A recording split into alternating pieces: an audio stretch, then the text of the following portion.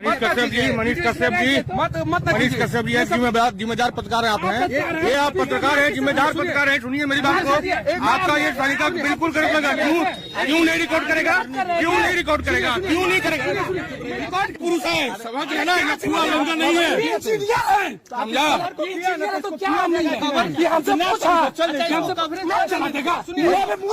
अरे भैया मोबाइल बंद करो।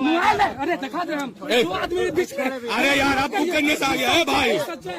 ना इसको पीछे चढ़ाओ। बीच में मत आओ। अरे होके कि ना होके भैया, होके कि ना होके नहीं होके था इसका रिस्पेक्ट करते हैं भैया। कोई कर नहीं सकना भैया, हम दूर से कर रहे हैं भैया। हमारे बच्चे एकरा कवर करी सही कवर करी से मनीष भाई करी सकना है भाई। आप चुप हो जाओ भैया, एकरा कवर करी जाते हैं। मनीष जी मेरी बात सुनिए, आप ले लीजिए, पहले चुप रहिए। ठीक है, आप कहीं इंटरव्यू करते हैं किसी का, आपका कोई वीडियो रिकॉर्ड कर देता है तो उससे क्या जुर्म हो जाता है? नहीं, जुर्म तब होता है जब बहुत सारे लोग जो है आके बीच में मोबाइल लगा देते हैं।